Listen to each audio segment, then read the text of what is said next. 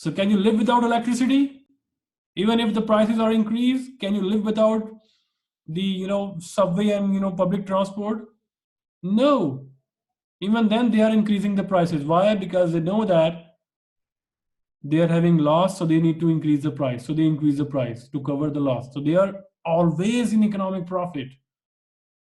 Nobody can compete. Why? Because there is a barrier to entry. Understand? Yes, sir. Thank you very much. Good. So monopoly cannot have the loss. So we are having a question. So, sir, it is the situation that is happening nowadays in these last months. For example, with the price of oil, gas, which is starting increasing, right? So why it's happening now? Because in previous year they were having a loss, and now Yeah, they are covering that loss. So can you live without oil? No. So they are recovering their all the losses. So they are very smart people, right? So monopoly can never have a loss. So you think of any kind of example, you will find out this. If they are having a loss at the moment due to some restrictions or the government ban or something, and that restriction is also imposed by the government, otherwise they won't be having any loss. But as soon as the conditions are lifted, and now they are claiming back all their lost profit, and customers are burdened or bombarded with the increase in oil prices, gasoline prices, energy prices, right? Now, if monopoly is so good, right, you love that monopoly or not? There's only one seller if he loves, to be in that market. So what do you think? It's a good way to organize a market? Or it is good for society? Or bad for society? I think it's bad for society. Okay. Because if monopoly, there is no competition, nothing, there is only one company, so they can only control the prices, and some people can't afford it, so they can put any, for example, the oil right now in Saudi Arabia. Before it was cheaper than a water. I could buy one bottle of water and it's cheap. Now it's cost triple. Oh, wow. You have monopoly, before I can put my full tank is 30 Saudi, now 120. So that's really a lot, even especially for the income, it's not equal, Yeah. Well That's done. Very nicely explained. Very nice. I don't need more of the explanation. You got it. Okay, thank you, sir. Yeah. So monopolies are not a good way to organize market activity. Why? Because price is greater than the profit maximizing condition. Price is always greater than MC is equal to MR. So that MC is equal to MR. Let me just. MC is equal to MR, right? Because price is also a revenue structure. MR is a revenue structure. So we just can see that this is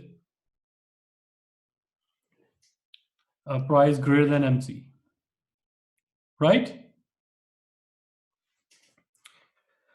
So from the standpoint of view of customers, like Amar said, this high price makes monopoly undesirable. Society is made up of consumers, right? And you are only one seller and you are exploiting customers, right? The thing is not about profit. Everybody has a right to earn profit, right? You can charge whatever price you want, but that price should be desirable by the customers. Some customer, they want to pay even high prices. Or maybe in your circle, some customers are very well off. They don't care about the prices. Okay, this costs like this. Okay, buy that. But some customers, they cannot afford that. So as a society, you are depriving a certain segment of people who has the ability, sorry guys, who has the ability and willingness. They are creating the demand, but you are depriving them. So this is undesirable.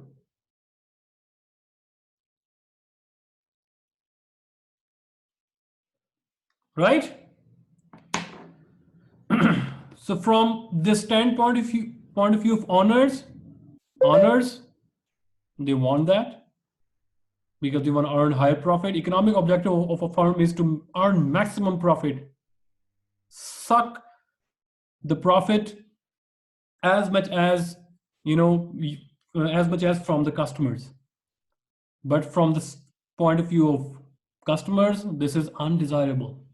So point is not that they are earning profit. Point is that they are not producing enough, because when they increase their production, supply increases. When supply increases, price, quantity supplied increases, price goes down. So they are not producing enough. They are intentionally creating shortage. Right? So one way to find out this is a dead weight loss, which means you are not satisfying those people who are willingly and able to buy. So you are not producing enough. So you are creating a block or wedge, and the quantity produced is not optimum level, is not socially desirable. It's not according to the society. If a society needs, for example, 1,000 million barrels of oil per day, so they are extracting, for example, 800 million. So intentionally, they are creating 200 million barrel of shortage, so that to artificially maintain the high prices, right? So some segment of the society, they are neglected. Even though they create demand, they are perfectly following the demand rules. So this is not desirable by the society. Then what we should do? Oh.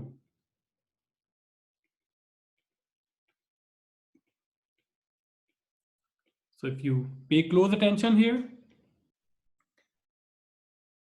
so they are producing at MC is equal to MR, right? Marginal revenue, and this is the marginal cost, right? And marginal cost is a replica of supply. So if you see the market demand and supply, so MC can be replica of supply curve, price is a demand curve, so they need to produce here. But they are producing where MC is equal to MR, where they found the highest profit. So this gap, this is called wedge or burden or deadweight loss. So this triangle, if you pay close attention here in this figure, so we eliminated the average total cost curve here so that we can better understand here. Otherwise, there is here the average total cost curve as well. So we eliminated that one, right? So please don't get surprised where this is coming from. Okay, so we just eliminated the average total cost. So we found out here. So they are producing MC is equal to MR, and they are producing profit maximum quantity, not the socially acceptable quantity, efficient scale, right? So this is the supply curve, because MC is a proxy of supply curve and demand curve we have. So actually they should produce at market equilibrium, not at their own maximum profit equal level. So this gap is called the wedge or deadweight loss. So you can just see from the figure here. So this triangle is basically a burden on customers. What if they produce more? If they produce more, they are going towards equilibrium, and this covered area, this deadweight loss is going to be removed, eliminated, right? But they are not producing. They are intentionally creating high shortage, excess demand. Whew. So deadweight loss is the area between demand curve and the MC, right? So I just give you the example of, let me just remove the message. So this is between the MC. So deadweight area is between demand curve and supply.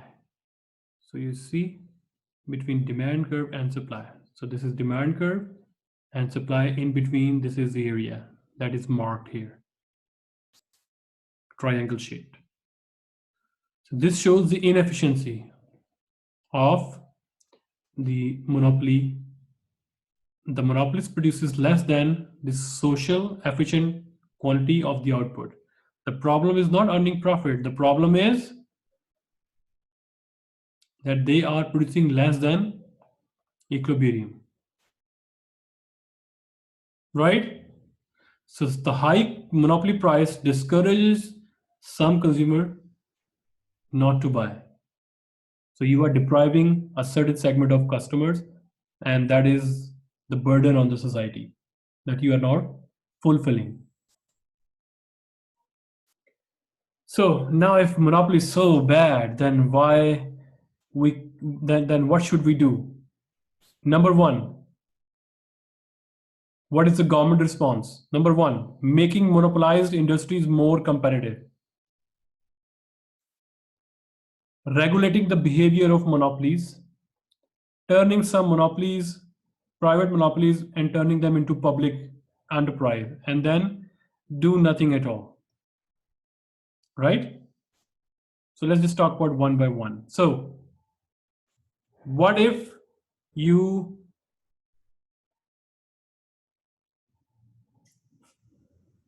watch, so you see, making monopolized industries more competitive. So if you want to make more monopolized companies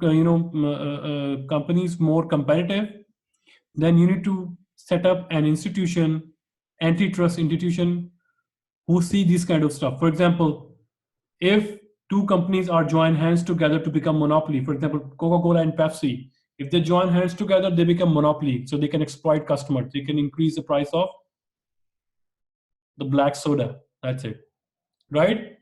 So in that case, the government